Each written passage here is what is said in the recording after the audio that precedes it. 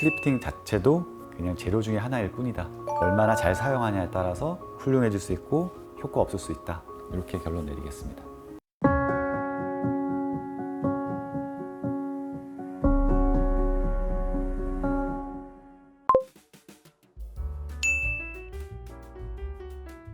예전에도 이야기했겠지만 효과가 없다, 효과가 적다라는 거는 그 사람한테 그 시술이 필요하지 않았거나 이럴 가능성이 굉장히 커요. 그래서 불필요한 시술을 했다는 거는 상담 때 커뮤니케이션이 충분하지 않았다는 거죠. 그 사람이 진짜 필요한 시술과 의사가 봤을 때 효과가 있을지 없을지가 매칭이 돼야 되는데 그게 과정이 부족했을 확률이 굉장히 크고요. 아니면은 시술이 정말로 불충분했을 경우가 있죠. 저도 뭐 항상 잘하리란 법은 없으니까 그게 부족했을 때는 리터치하면은 만족도를 드릴 수 있는 거고요.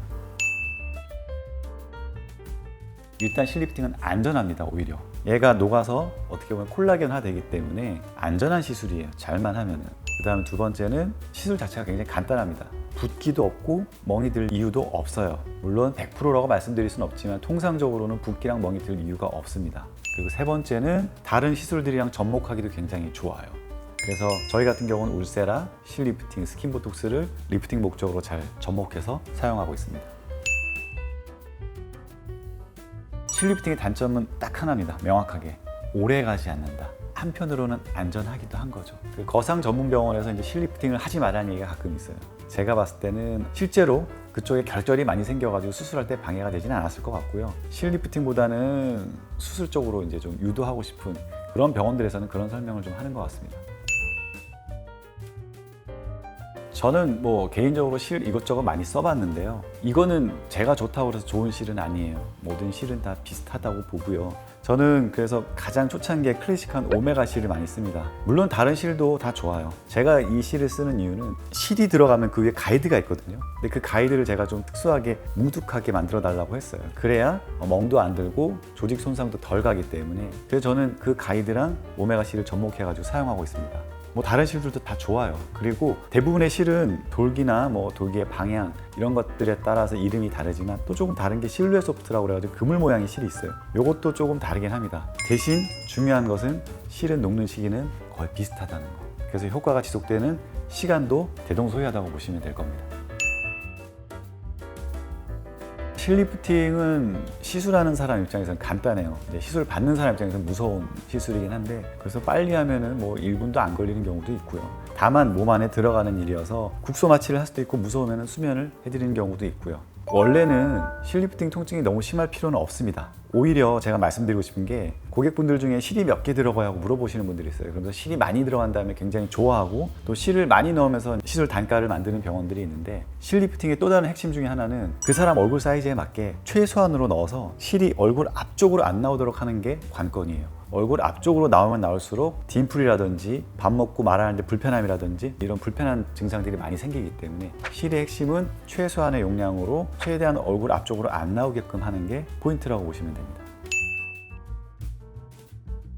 6개월은 좀 담백하게 설명을 드린 거고요. 6개월 이상은 갈 겁니다. 그래서 처음에는 물리적으로 당기는 힘에 의해서 어느 정도 유지가 되고 그다음 그 안에서 약간의 유착이 좀 발생을 하겠죠. 그 유착도 오래 가지는 않습니다. 이 실들이 콜라겐화 되면서 당기는 리프팅 효과는 떨어진다고 보시면 돼요.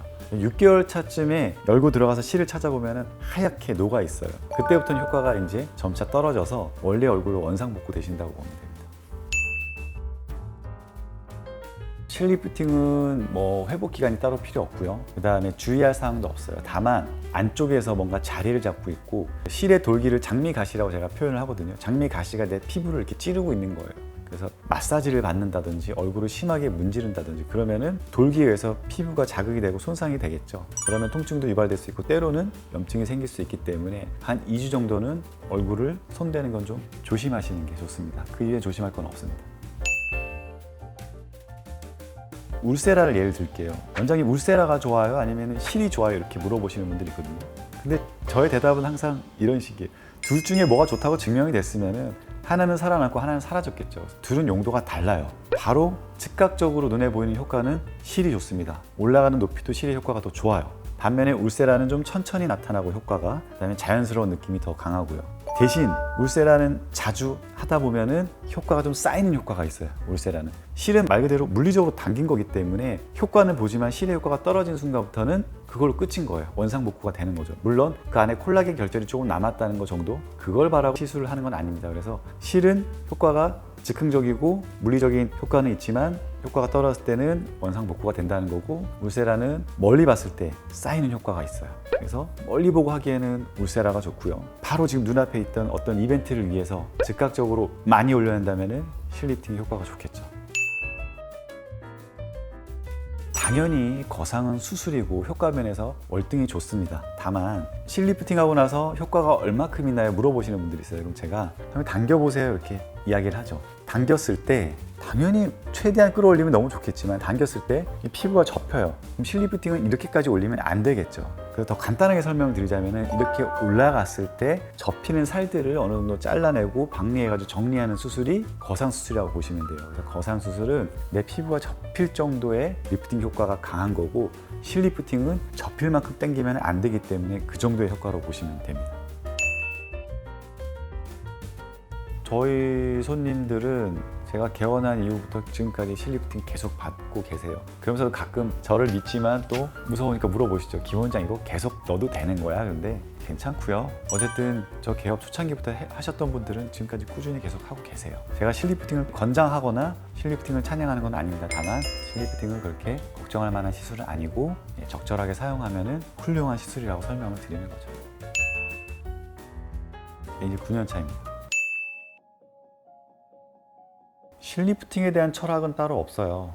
제가 항상 하는 이야기가 실, 필러, 울세라, 지방이식 모든 수술 마찬가지로 저는 이것들을 재료라고 표현합니다. 소금, 설탕, 후추. 음식이 맛없게 만들어지거나 짜게 만들어지면 설탕, 소금의 잘못은 아니죠. 그것을 적절하게 조리하지 못했던 조리사의 잘못이고, 이와 마찬가지로 실리프팅을 해서 원치 않은 얼굴이 나오거나 효과를 못 보거나 아니면 좀 불편감을 많이 겪었다면 그거는 고객과 의사의 소통이 좀 부족했을 거고, 그 다음에 개개인의 맞춤형으로 필요한 시술을 제공하지 못했던 미스도 좀 있겠죠. 그래서 실리프팅에 대한 다른 철학은 없고요. 실리프팅 자체도 그냥 재료 중에 하나일 뿐이다.